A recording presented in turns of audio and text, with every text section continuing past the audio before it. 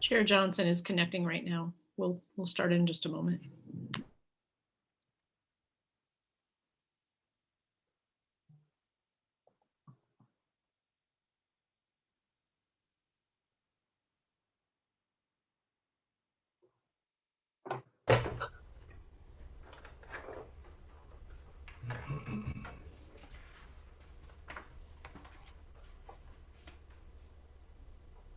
Kevin, how are you?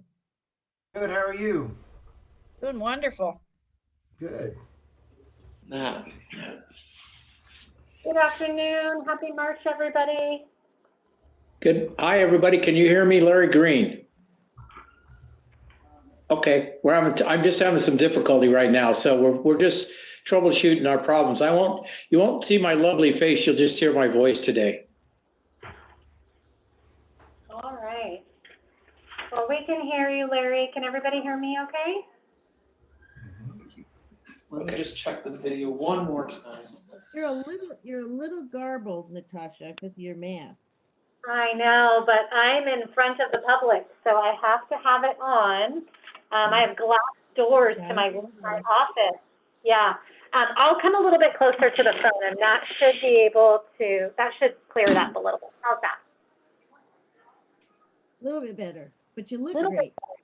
Oh, thanks. All right, well, let's kick off. Happy March, everybody. Really quickly, I am just going to go over our housekeeping notes for our meeting format for anybody that would wish to speak or participate. We're going to try to do our best for it to be smooth and allow the public to come in and speak. But the guidelines and just instructions for our meeting is we're going to all be on mute unless we're speaking to help it go a little bit smoother. And then after each item, I will call just for the public's participation and reminder if they would like to speak. We'll try to watch it. If you want to make a public comment for those that are joining us on Zoom, we just ask that you raise the hand button, or you can also use our chat. And then if you're calling in and using the phone, you can dial *9 to show that you'd like to make a comment. So thank you. Welcome to our board meeting for RCA. That's going to take us right to roll call. Lisa, can you kick off roll call for us? Yes, thank you. District 1? District 1 here. District 2? Here. District 3? District 4? District 5? Yes, I'm here. Banning? Here. Beaumont? Here. Calamasa? Here. Canyon Lake? Here. Corona? Here. Eastville? Here. Emmett? Here. Harupa Valley? Here. Lake Elsinore? Here. Menifee? Here. Moreno Valley? Here. Marietta? Here. Norco? Yes. Harris? Here. Riverside? San Jacinto? Here. Temecula? Good afternoon. Thank you. And Wildemar? Thank you, Chair. We do have a quorum. All right, thank you so much. If you'll please join me as we stand and salute our flag, Pledge of Allegiance.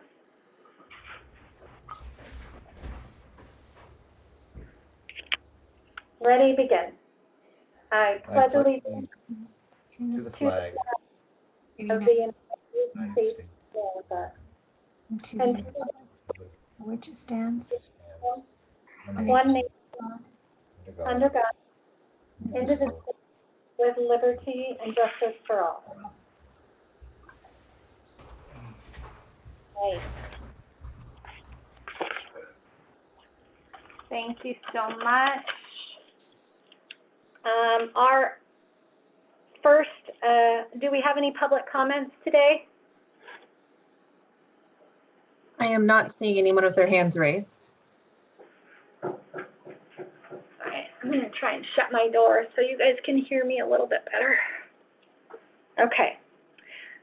Any public comments? Now would be the time to raise your hand. If there's no public comments, then that will take us to any additions or revisions. We don't have any additions or revisions. All right, then we have up first is our consent calendar. Is there anybody that requests to speak on the consent calendar? Not seeing any hands raised. Okay. Then we have items 6A, 6B, 6C, 6D, 6E, and F, all on our consent calendar. What is the pleasure of the board? Move approval, Temecula. Second, Marietta. I have a motion to approve by the City of Temecula, a second by the City of Marietta. Is there any further discussion? All right, then that will take us to roll call vote. District 1, Yes. District 2,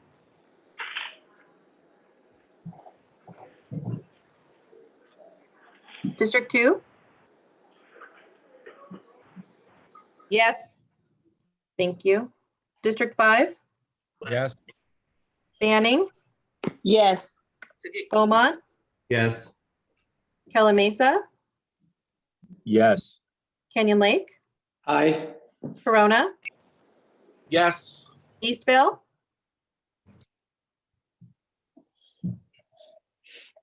Eastville, Yes, I was trying Thank to find my, thank you. Hemet, Yes. Harupa Valley, Yes. Lake Elsinore, Yes. Menifee, Yes. Reno Valley, Yes. Marietta, Yes. Norco, Yes. Paris, Yes. Riverside,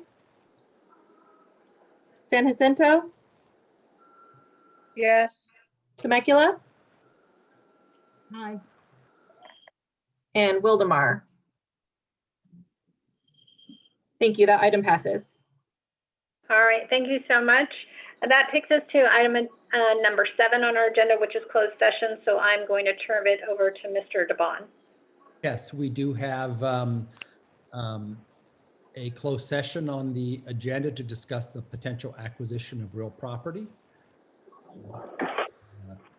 Clerk to remove those folks from the room that are not members of staff. Please stand by.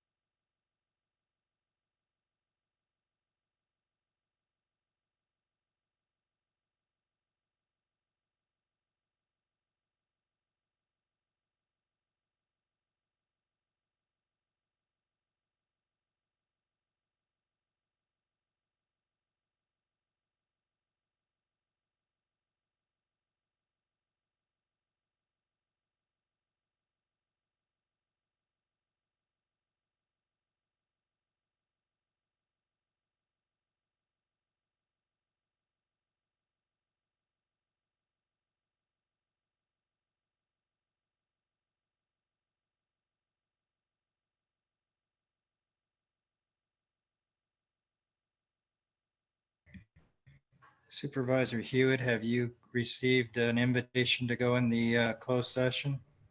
Oh, was I supposed to go in the breakout room? I thought the breakout was for everybody else. Yeah. No, Uh-oh. I think they left the rest of us here. Okay, can you send me that again? I'll need to text the clerk. I will do that real quick. I don't have the access to it, but I just saw you here. Yeah, I had a brain, you know what, and I thought the breakout room was for everybody that was left behind. I think I've seen it both ways that way. Okay. That's true. I will text her right now. Thank John, you. Lisa's aware. John, Okay, thank you. yeah, Thank you. so.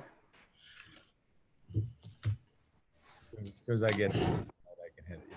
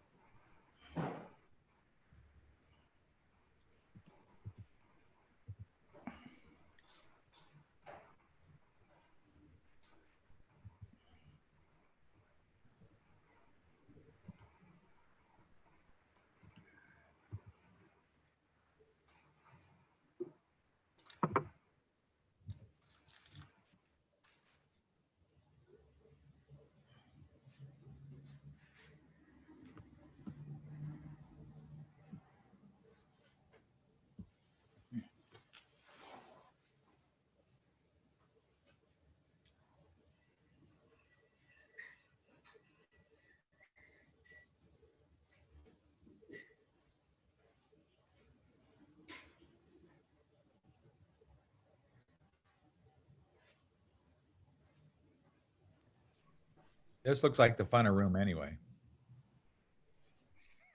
You're probably right. I know David's crazy.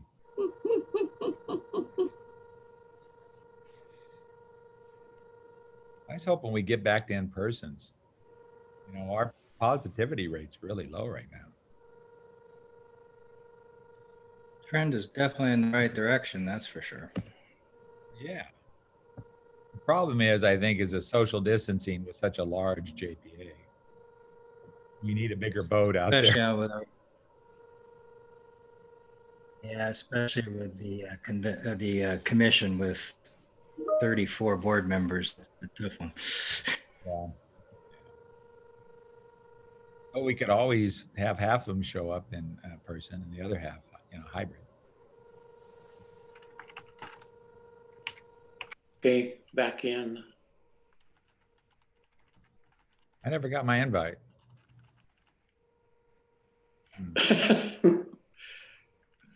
Hey, can you guys hear me? This is Larry Green. Hey, Larry. Yeah. Hey, I'm having difficulties where our Zoom machines just shut off. I can't get in and closed. And then, so we had to reboot. So I think I'm just going to stay on the meeting side and just be out of closed session. Well, Larry, you and I seem to be the only two that are in the fun room right now.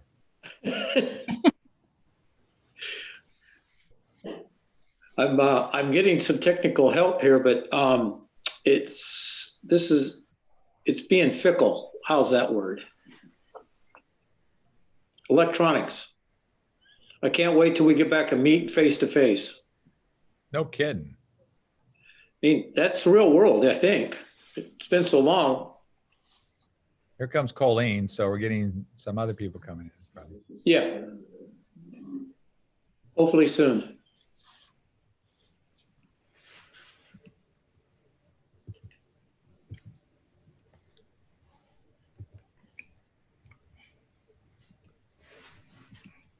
Except we just lost Larry, but okay.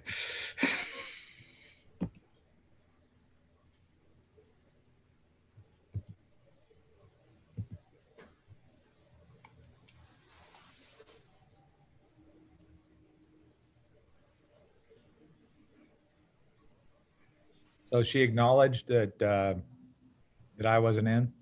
Yeah, Philip was supposed to send you the room again. Did you actually reject it, or did Yeah, it go on? I rejected it for some. I just had a brain fart, and Okay. because there's been, so I didn't accept it. I rejected it, and I should have accepted it, obviously. I think you're right. You're probably in the more fun room. Yeah. I know way too many secrets already, so it's not like I need more.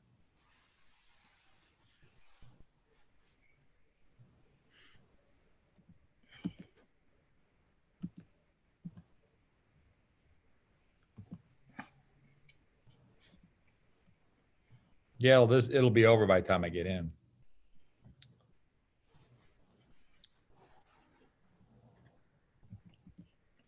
I'm not sure how you overrule it when somebody's rejected. I don't know how they do that. I'm not the host. Otherwise I would do it, but I don't have that option to do that here.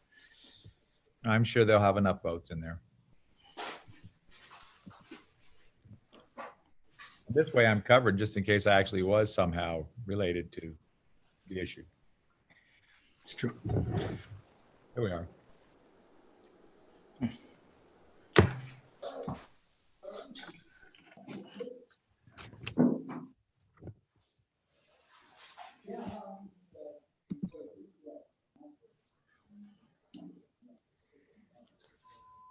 Looks like we are back. I will call on Mr. DeBon for our closed session report. Yes, there were 2 items on the closed session agenda. With regards to item 1, the board approved the acquisition of that property for $110,000. And with respect to item number 2, the board authorized the acquisition of the property for $970,000. That's it. Okay. Thank you so much.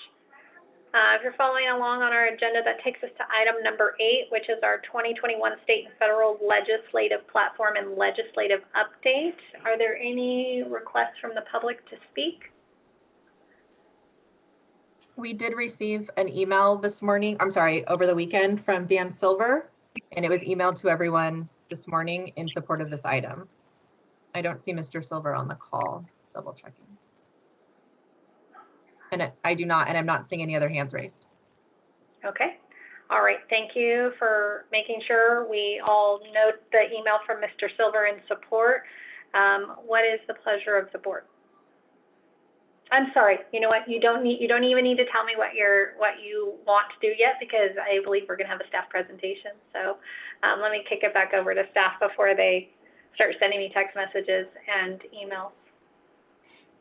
Hi, Chair. This is David Knutson. I'm happy to provide you with an update today on our state and federal legislative activities. I have a presentation that I'll be working through. I appreciate everybody following along. I'm sorry I tried to cut you off and not let you give us this presentation. I'm sure it's going to be great. No problem at all. Next slide, please. During today's update, I'm going to provide you all with an overview of the Legislative Affairs Program, our team, and the approach we take to advocacy. I will also provide you with a brief summary of activities taking place at the state and federal level. And finally, I'll seek your approval on the proposed 2021 state and federal legislative platform. Next slide, please. Our approach to legislative advocacy is to be proactive, to promote RCA's mission and complete the MSHCP, prevent adverse policy proposals, and position the RCA to engage in the legislative process directly or through our coalition partners. We don't just want to be part of the discussion at the state and federal level. We want the RCA to be a partner and a leader to the legislative process. Next slide, please. To do all this, we have a dedicated team working to achieve the RCA and MSHCP mission, including the addition of Tyler Maderi as a new senior management analyst, a new position as a result of the managing agreement between RCTC and RCA. Tyler's had a distinguished public service career in Riverside County, most recently as State Senator Richard Roth's district director. We're thrilled to have him join our team. The internal team complements our contract lobbyist team, which, as you know, includes Dave Ramey with Kadish and Associates and Doug Wheeler. In addition, Mark Watts, RCTC's lobbyist in Sacramento, is assisting RCA with state-specific advocacy. We also partner and participate in state and national coalitions in an effort to build relationships and collaboration for new and emerging policies. Most importantly, the Legislative Affairs team works with the board's voice in mind. That is why you'll receive regular updates and we will seek your position on pending legislation. Next slide, please. In our legislative engagement, we continually look at state and federal budgets, changing the law, rules, and regulations to provide greater flexibility and efficiency for RCA activities. We advocate for funding opportunities and maintaining relationships with decision makers. Next slide, please. Looking forward, we are focused on key items at the local, state, and federal level. At the local level, we're focused on the successful implementation of the Nexus study, as well as building partnerships with stakeholders and elected officials. At the state level, we're working to preserve the current grant awards and seek new types of funding. And at the federal level, we're also working to preserve grant awards and make recommendations to Congress and the Biden administration on program reforms. And we aren't doing this alone, and we aren't the only ones facing these issues. We're working with the state and national HCP coalitions to rally broad support for new funding opportunities and program reforms. Next slide, please. As a regular practice, you'll receive a summary of state and federal activities important to the RCA. For today, I will give a brief overview of those activities and conclude with the state and federal platform. The governor submitted his 2021-2020 state budget proposal to the legislature, a $227.2 billion fiscal plan that provides funding for COVID-19 response and economic relief efforts, and is approximately $25 billion more than the $202.1 billion spending plan the governor signed in June 2020. The governor's budget proposal includes $7.6 billion for the Natural Resources Agency, representing 3.3% of the overall budget, as well as nearly $1 billion increase from last year. Part of the additional funding includes a one-time boost to the Department of Fish and Wildlife for strategic investment in equipment, technology, and process improvements to deliver a more effective and efficient services. These investments will help implement the governor's land and biodiversity conservation policies. The new legislative session convened on December 7th, 2020, and lawmakers delayed their return to Sacramento to January 11th, 2021, due to the increase of COVID-19 cases across the state. Numerous bills have been introduced, and legislative hearings are underway, an effort that will carry us through August. Legislative bill loads have been reduced to accommodate committees meeting under COVID-19 protocols. Staff is currently monitoring reviewing bill introductions and will return to the board with bill position recommendations. Turning to the federal level, the 117th Congress convened on January 3rd, 2021, with slim majorities in both the House and the Senate. The new Congress is discussing policies related to COVID-19 relief, economic stimulus, and environmental issues. Congress is currently reviewing President Biden's COVID-19 relief proposal, a $1.9 trillion plan called the American Rescue Plan. The package's priorities include aid to state and local governments, direct payments to individuals, expanded unemployment benefits, funding for vaccine distribution, rental relief, and small business assistance. Congress is working on passing the COVID-19 relief legislation within the next 2 weeks, and then focus will likely turn to an infrastructure stimulus legislation. We're monitoring both issues very closely. Representative King Calvert recently introduced legislation establishing the Western Riverside County Wildlife Refuge, HR 972. Representative Mark Takano is an original co-sponsor of the bill. The Wildlife Refuge bill will establish the boundary for a new wildlife refuge, allow for the immediate inclusion of non-federal conservation lands that have already been acquired to meet the terms of the MSHCP, provide certainty for development and transportation infrastructure required to meet the future needs of Southern California, and create new public access and enhanced recreation for an entire region. As a reminder, Representative Calvert introduced a similar bill last session, and while it passed out of the House, it did not pass out of the Senate. The RCA previously supported this effort, and we were pleased to help coordinate Chair Johnson's quote in the Congressman's bill reintroduction announcement. A support letter is being drafted on behalf of RCA. We will circle back with information as that becomes available.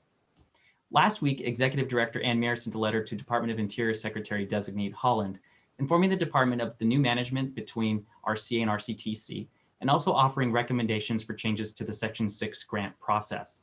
DOI staff has acknowledged our letter and have stated they look forward to working with us and meeting with us in the future. We will work on setting up that meeting and we'll keep the board updated as information becomes available. The next several weeks and months will be very busy in Congress with COVID-19 relief, budget appropriations, and possible economic stimulus or infrastructure legislation taking place simultaneously. In the meantime, staff is moving forward to advance the policies and initiatives to enable the RCA to complete the MSHCP. Next slide, please. In order to be ready and able to comment and engage in the legislative process, we have developed a draft state and federal legislative platform. The adoption of a state and federal legislative platform provides the framework that guides the RCA's advocacy efforts. In particular, the 2021 draft platform underscores RCA's desire to maintain local control, protect its authority and revenue, and ensure the MSHCP is supported by policy, legislation, and funding. The draft platform recognizes that the MSHCP provides a conduit for permitting infrastructure and housing development in Riverside County, while also contributing to climate action policies. Many of these platform points were cross-referenced with our coalition partners and reflect our local, state, and federal goals. Altogether, these points help the team act with speed and certainty to the legislative and policymaking process. Today, I'm seeking the board's adoption of the draft platform. Next slide, please. This concludes my report. I'm happy to take any questions. Thank you for that report. With a lot of information, this was a priority, as many of our board will remember, that is being carried on. And one of the benefits of having our new management with our RCTC, we knew that this was a gap for RCA, and we're really excited to have this update. So what comments, questions do we have from the board?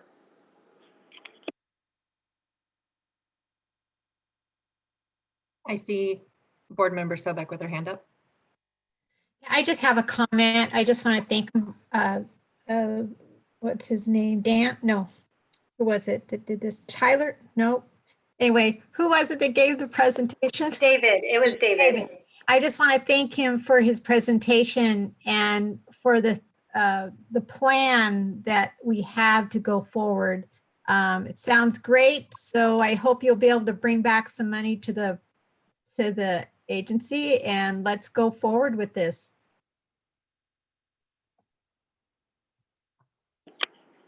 Thank you. Any other comments or questions for staff? I'm not seeing any hands raised. Okay, so we have, it is a receive and file for the Legislative Affairs Program. It's also a receive and file for the update, but we do have the adoption of the 2021 State Federal Legislative Platform for Western Riverside County. So that I will need a motion. Canyon Lake makes the motion. Menifee, second. I've got a first by Canyon Lake and a second by Menifee. Thank you so much. If there's no further discussion, we'll go to roll call. District 1? Yes. District 2? Yes. District 5? Yes. Banning?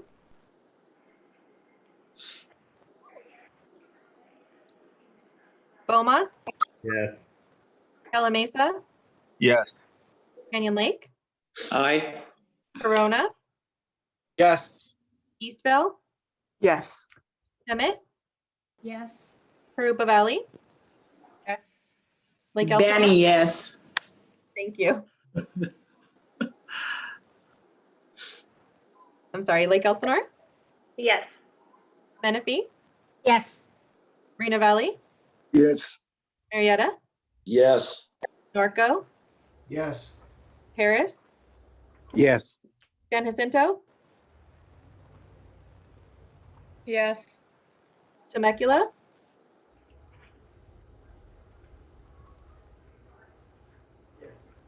Temecula?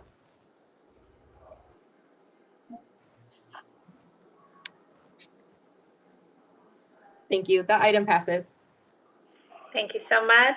Congratulations, everybody. A step in the right direction. Very good news. All right, that takes us to item number 9, which is the proposal for the creation of our RCA Legacy Home Rebate Pilot Program. And I believe Aaron is on deck for a staff presentation. Yep. Good afternoon. Thanks, Chair Johnson, and hello to members of the board. This item is a follow-up to the board's action in December to approve the 2020 Nexus Study Update, which increased the local development mitigation fee, or LDMF, administered by RCA to pay for the multiple species habitat conservation plan for the first time since 2004. The board's motion to approve the Nexus study and the increased fee included direction to staff to explore options for an exclusion from the increased fee, specifically for individual home builders who are building their own home on a parcel of land they owned prior to the inception of the MSHCP. The item here before you is for a partial rebate pilot program that would provide some financial benefit to people who have owned their land since prior to the MSHCP and who build their primary residence on that parcel after the new fee goes into effect on July 1st of this year and then increased again on January 1st of 2022. The thinking expressed by the board back in December and in subsequent meetings is that these landowners likely intended to eventually build their home on this land prior to the MSHCP and prior to the fee, and therefore should receive some consideration for relief from the increased fee. Next slide, please. So over the last several months, staff has worked with the executive committee to develop this proposal for the full board's consideration today. The effort included a rough financial estimate of potential impacts to the organization of the original concept for an upfront fee exclusion from the increased fee, but it was rather difficult to ascertain with any level of precision with the data that we had what that impact would be. It was a great deal of committee discussion and resulted in us returning with this concept that's before you today for a rebate after the fee is paid rather than an exclusion upfront. Next slide, please. So before we get to the details of the policy proposal, here's a refresher on what the fee is today and what it will be on January 1st, 2022 when it goes into full effect as approved by the board. So for an individual home builder, the per unit fee will increase from today at $2,234 up to $3,635 for a difference of $1,401. Next slide. So the proposal approved by the executive committee is a partial rebate of the fee, which would be the difference between the fee paid by the landowner at the rate that it is today, adjusted for inflation. So it's the red minus the green on your screen there equals what the value of the rebate would be. The original thought of having a fee exclusion implemented at the planning counter of cities and the county was an interesting thought. We thought that a rebate program implemented by RCA itself, though relying on cities and the county to verify the permit data once we receive an application, would be a better route.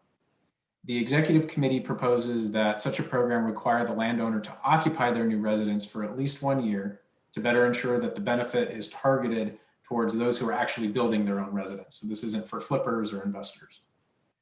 Documentation to demonstrate occupancy would be required as part of the application process, which we would develop if the board approves this item. Staff has researched other government programs we could model upon, such as the county's own homeowner property tax exemption or other local government programs we found throughout the state that are similar to this. The executive committee recommendation is that such a program be implemented as a pilot with both a budget cap per fiscal year and a sunset date. A budget cap and a sunset date help mitigate the potential financial risks, but also provide triggers for the board and staff to evaluate performance of the program for any potential changes the board may want to make in the future. These types of mechanisms are common elsewhere, such as for air quality programs, such as for electric vehicle purchases, and zero emission vehicle decals for carpool lane access. The proposed policy before you recommends RCA proactively set aside enough funding for 50 rebates beginning in fiscal year 2023 as a starting point. So why fiscal year 2023? If there is a requirement for 1 year of occupancy and the program kicks in as of fiscal year 2022, then it would not be until fiscal year 2023 that RCA would receive the first eligible applications. The proposed sunset in the policy is June 30th of 2025, which would allow for 2 years of processing rebates before reevaluating the program. Next slide, please. So based on the feedback of the executive committee, the concept establishes eligibility for those who receive a building permit for their new residence after the development fee kicks in on a parcel of land they owned prior to the MSHCP on a lot that was legally created by that time as well. It will be important to ensure that the applicant can demonstrate proof of full payment of the fee and can provide documentation verifying their occupancy of the home, as I discussed a moment ago. Next slide, please. So what are the upsides to this idea? A rebate program provides reasonable assurance that the assistance will go to those the board truly intends to receive it. RCA will have reasonable control over its own finances with the cap, and the landowner will continue to receive the benefit of the expedited review process afforded to them under the MSHCP already. Finally, this concept will not add to the administrative burden already felt on both sides of the counter by the landowner and by city and county staff when they're processing these permits. Staff will not have to program, track, and report yet another fee level, and the applicant will not have to spend more time trying to secure a special fee rate when they are already processing quite a bit of information to get their permits. Next slide, please. There are downsides, though, to a program like this. There is a risk that it will be highly popular, and RCA will have to issue a lot of rebates. We don't think that's likely, but we don't know for sure until we implement. So as mentioned, our mitigation is to have this as a pilot, so we have data upon which we can make future decisions in a couple of years. It's also possible that some people will take advantage of this opportunity and present an application that doesn't truly represent their circumstance. It's also possible, as with any government program, and there's really no realistic way to 100% to prevent abuse.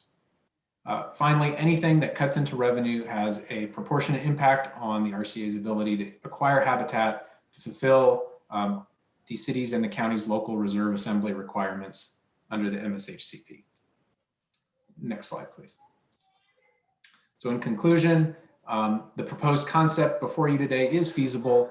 It achieves several of the stated objectives of the board, though it does have impacts on implementation of the MSHCP, impacts we can't definitively quantify at this point, but we've attempted to mitigate it through the program's design. Next slide. Here is the staff recommendation. Actually, this is the executive committee recommendation that is forwarded to you here today for consideration. It's to approve the pilot program and adopt the accompanying resolution. Next slide, please. This is the conclusion of my report, and be happy to answer questions and look forward to your discussion.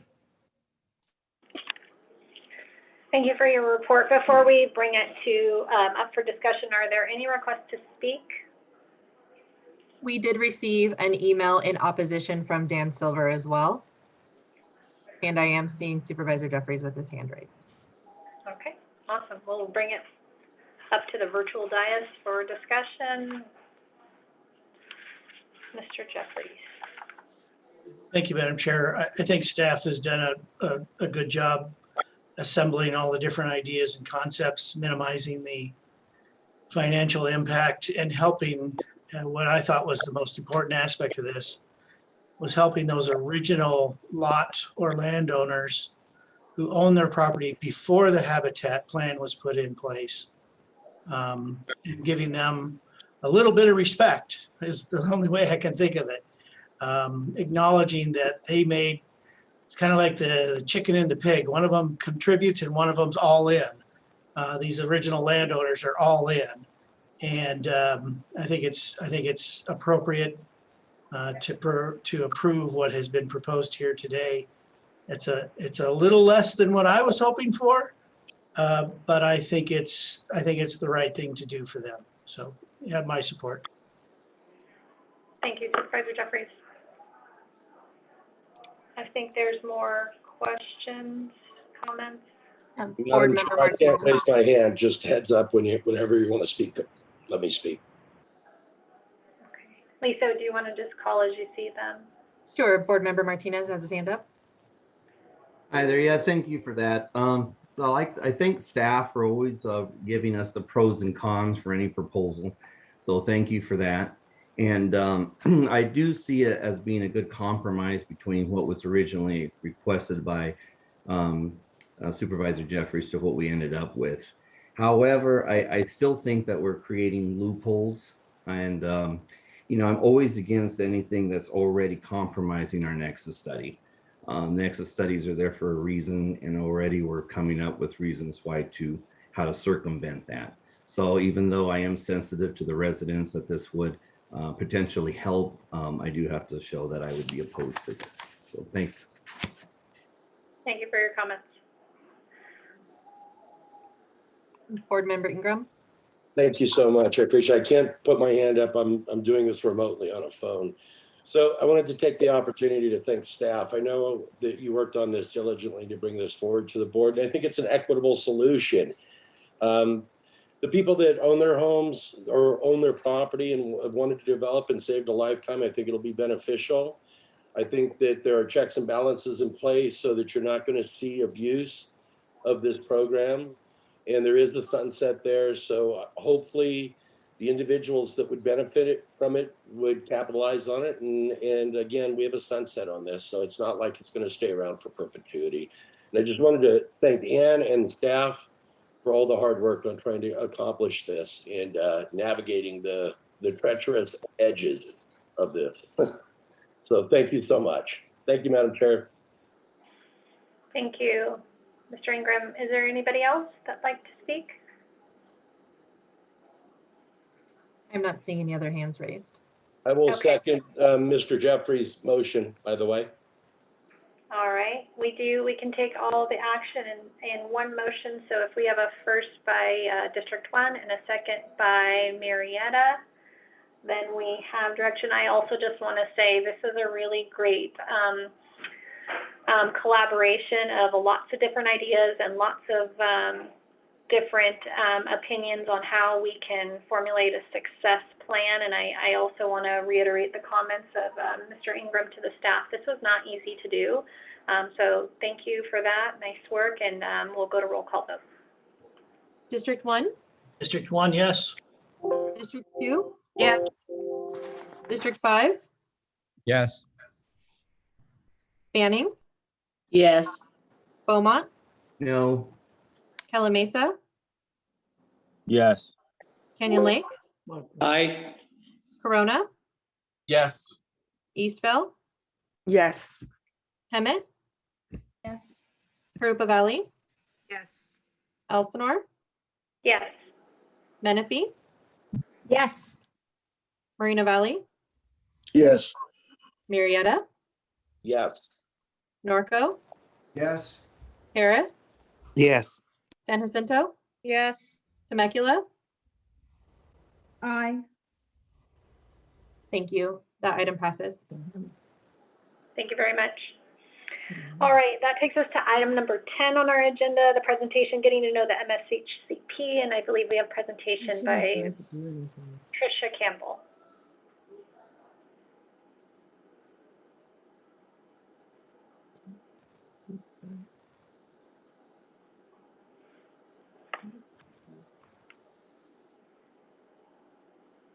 Tricia, you're on mute.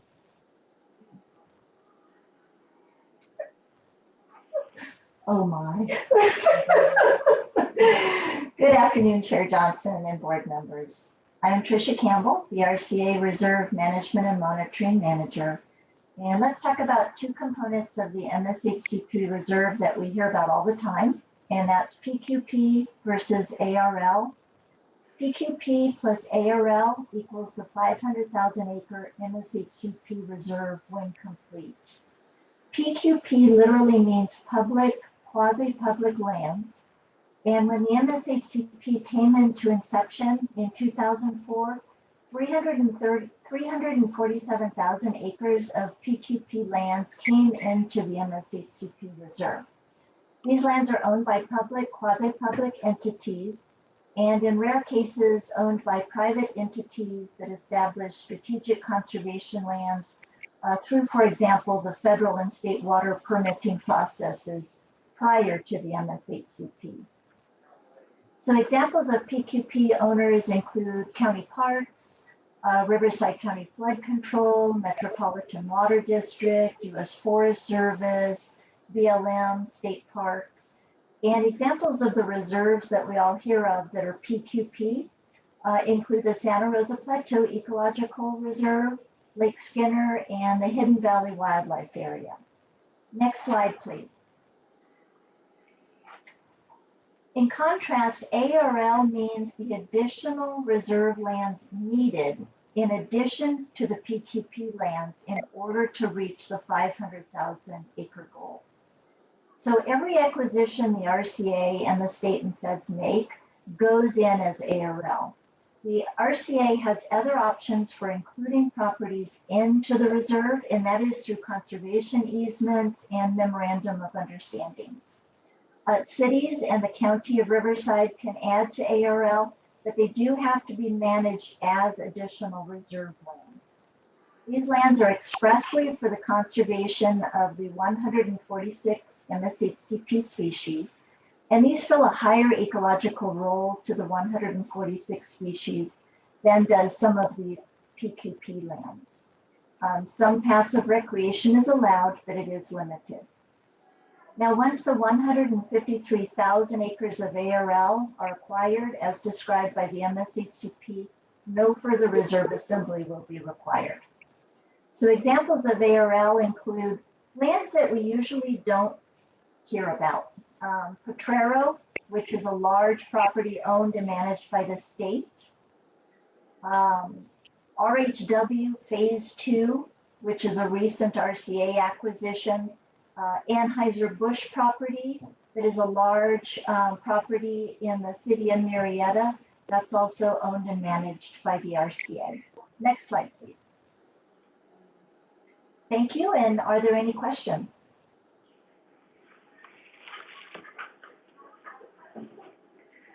Thank you for your presentation, Tricia. I see a hand up.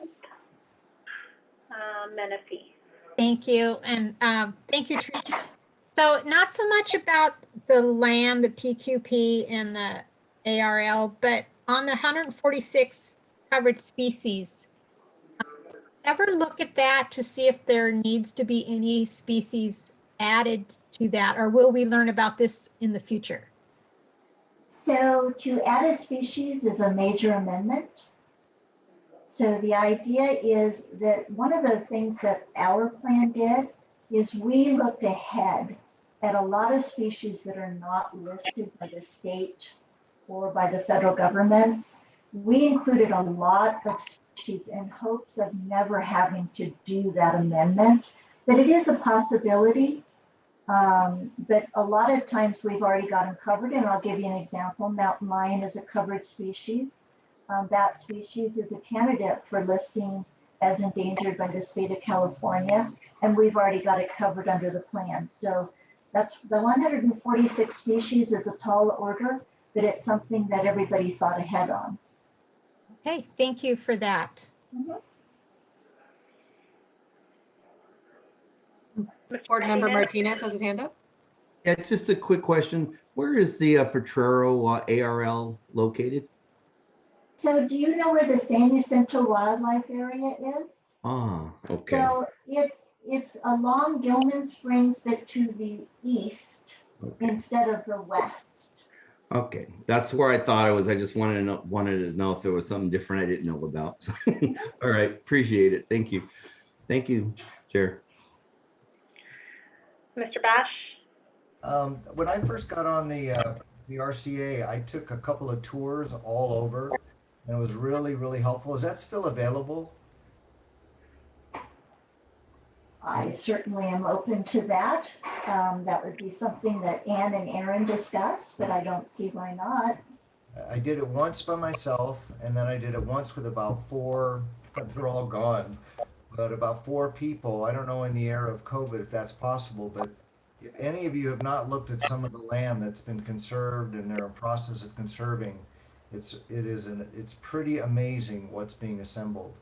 And if we could maybe do it as a group, or however you guys might want to do it, how RCTC wants to do it, I think it would be really beneficial. I haven't been for maybe 6 years. I'd love to go again if it can be facilitated at all. And for new members, it is amazing what the RCA has done. So thank you. Thank you. We will put that on a follow-up item, and I think it's a great recommendation. What else? Anybody else have thoughts, questions? Okay. Thank you, Tricia. Very, very helpful. That will take us to item number 11, which is our annual report. And I believe Tricia, Tricia's back on deck? Yes, hello once again. As part of RCA's responsibilities to the MSHCP, also known as the plan, an annual report is prepared. The annual report provides a formal opportunity to assess the progress of the plan and to address potential problems. The annual report, once received and filed by the board each year, will be available to all MSHCP permittees, wildlife agencies, and interested public on the RCA website.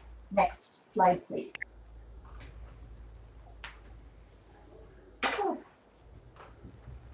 In 2019, a total of 1,481 acres was acquired, donated, or obtained through the local development process. From inception of the plan through 2019, RCA has acquired 61,815 acres of additional reserve lands. Again, that's ARL. The picture on the right is of the Wilder property purchased in 2019. The property occurs along the San Jacinto River and supports several rare species, including the San Bernardino kangaroo rat, and supports what is known as Riversidian alluvial fan sage shrub. Next slide, please.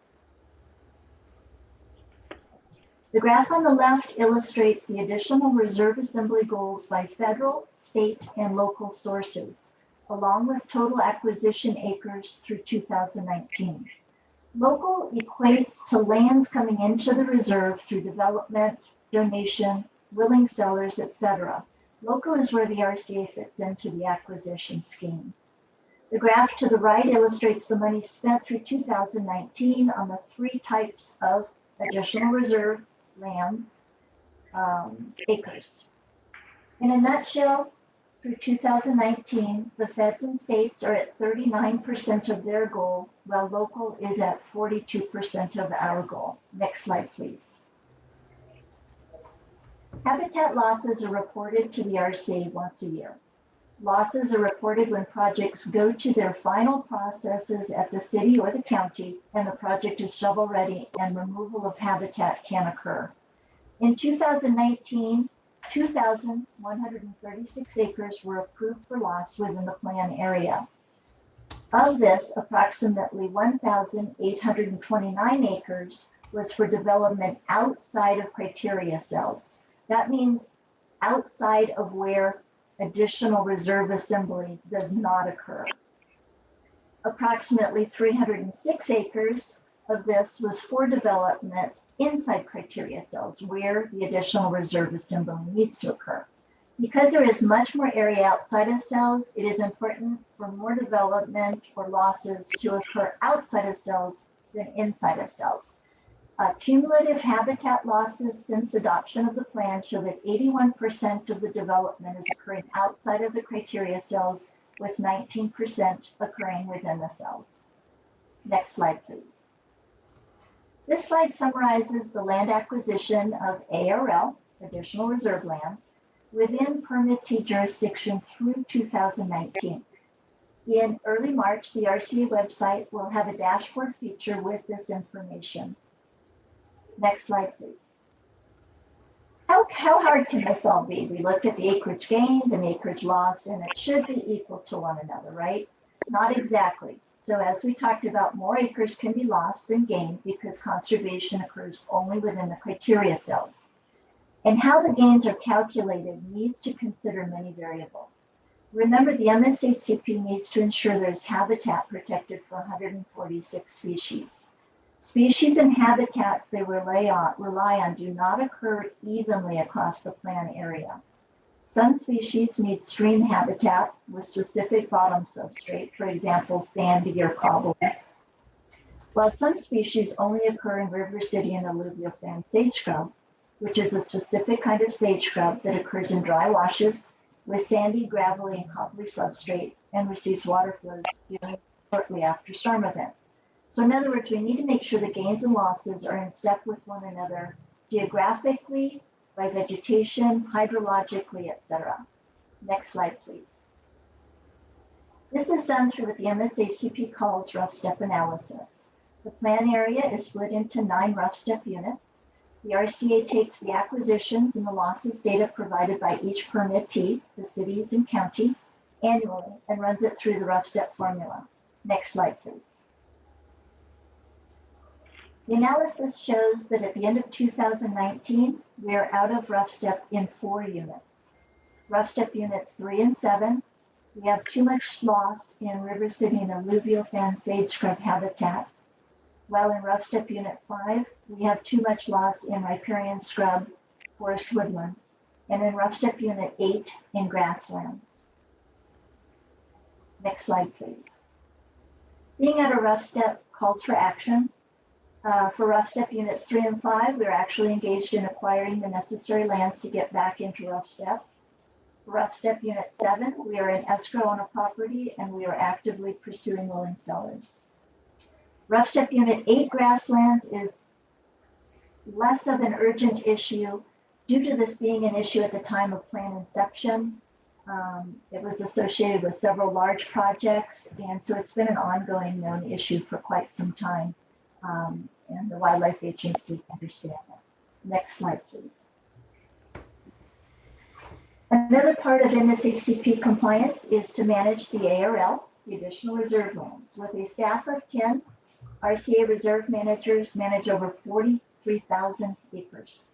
The RCA does not manage all of the ARL. Management is occurring by the feds and states, as well as a suite of long-term management entities, like the Resource Conservation Districts, Rivers and Lands Conservancy, and Center of Natural Lands Management. But the RCA staff, land managers, do manage 43,000 acres. In 2019, RCA reserve managers continue to focus on fire abatement, property protection, and security. They perform initial site inspections on every parcel during acquisition.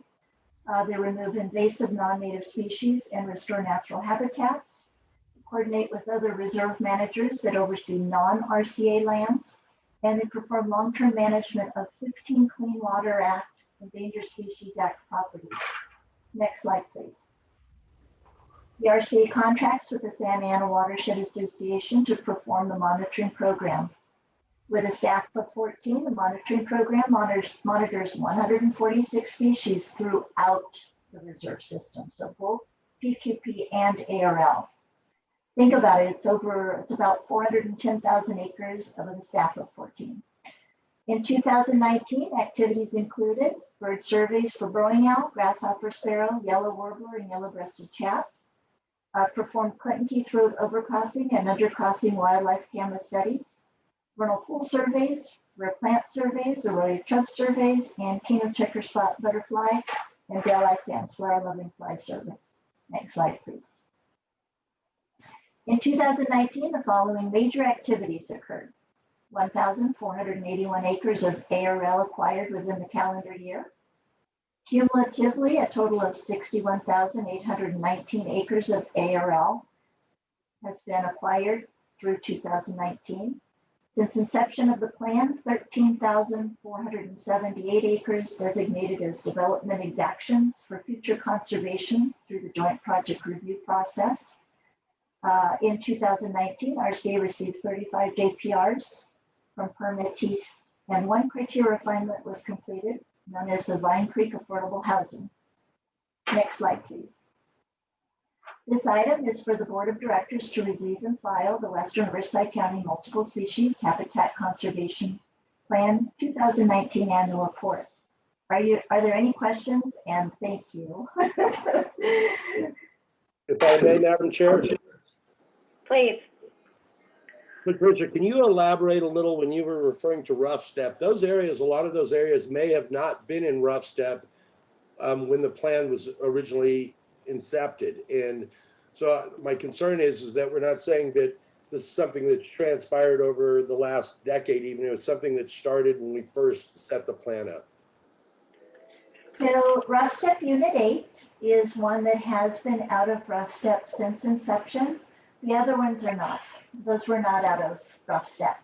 They, so Rough Step Unit 7 has had issues over the last several years, but Rough Step Unit 3 and 5 are recently out of Rough Step. And having said that, this is something that we're addressing now from what you've indicated, that we should be able to achieve getting them back into Rough Step, correct? Correct. Okay, thank you very much. That was all I had. Thank you, Madam Chair. Thank you. Is there any requests or comments or any other questions? I am not seeing any hands raised. Okay, thank you, Tricia, for your report. It was very in-depth. We appreciate that very much. And that will take us to item number 13. Does the board have anything for discussion or announcement before we move to our executive director report? Nope. Okay.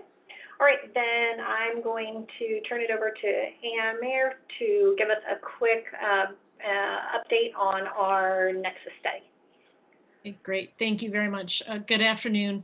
A very quick update on the status of the Nexus study. We have been focusing since our last meeting on communication, both with member agencies as well as interested stakeholders. So with respect to member agencies, we've been having one-on-one meetings. We have had a series of meetings, presentations for public works directors, the planning directors. We've had communications with the economic development staff at the cities. In a couple of weeks, I'll be doing another presentation for all of the city managers. So we're ensuring that staff at the cities are fully informed as to the Nexus study. We also have been having technical conversations with staff at each of those jurisdictions. We're answering questions. Most of the questions we're getting from member agencies are related to the process. We're getting feedback on some of the technical language within the implementation manual. So we might be bringing forward some administrative changes there so that we can address concerns raised by member agencies. Had one agency already, Merino Valley, has done their first reading on the ordinance, and they will be doing another, I think, tomorrow. We have provided frequently asked questions, fact sheets for staff. We've provided templates for staff reports and information that would be going to each of the city councils and or the board of supervisors. So we've been doing a lot of work there. We also have been having some stakeholder meetings with those in the development community. We've met with Patrick Ellis, who spoke at one of the previous meetings. We've also had feedback provided to us from others within the development community. So we are looking for opportunities to address some of the concerns that they have raised, though frankly, most of those concerns are about a deferral of the fee, elimination of the fee increase. We are getting questions about prepayment of fees as well as a possibility. So the process is moving forward, and we are focusing right now on communicating, sharing information, listening sessions. Chair Johnson did send out communication to elected officials throughout Western Riverside County, also a communication to all of the Chamber of Commerce executive directors in Western Riverside County as well. So we're really trying to make sure that we get a lot of information out and address any questions that are coming in. So that completes my update on the Nexus study, and we'd be happy to answer any questions. Okay, thank you, Anne. And just a couple of things. This is the time for the communication. I know that I've had the opportunity to sit in on a couple, those meetings, those one-on-ones, and it is about gathering information. And so I appreciate that the staff is making this time dedicated to the communication. We're over communicating right now because I think that the feedback received was that we hadn't been communicating, although this was a 2-year phasing process. So one of the things I had said to the executive committee is really just asking for the help of the board to make sure that your colleagues and those that you know are at the table in your communities. That FAQ sheet, I believe Lisa just updated it recently and sent it back out in an email to us, is to use that as a great conversation piece for support to understand what this means and how it impacts them. And it's really helpful for all of us to give the same consistent message back. As a board member, I don't remember all the time every single question or frequently asked question when we're talking about the Nexus study, but that sheet is very helpful. So if you don't have it saved on your phone or your iPad or your computer, it's a great resource for us as board members. And then also just to know that this is very important. The Nexus study, we've had a lot of discussion about this, but this is integral to the plan. And while I think that there's opportunity to hear the feedback and see what adjustments can be made, I know that it's not going to be the perfect answer. No fees ever are. So we understand that. But reintroducing the RCA and having that consistent communication is the theory right now, all the way down to, like we said, the community and the chambers. So lots of communication. So we'll just ask for your patience as we over communicate. And thank you. If you haven't seen it in an email, grab it, that FAQ sheet. I'm telling you, it's saved me a few times. It's very helpful. So thank you for that resource. Any questions on the Nexus study update or comments or concerns you're having in your communities?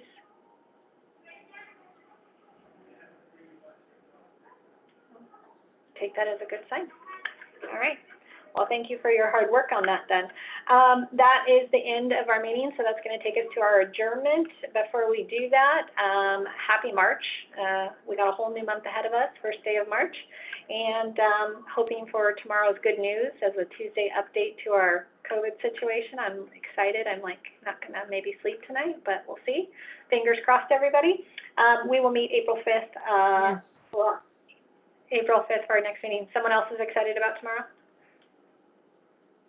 I heard something, or that was just Marianne saying goodbye to us. Okay.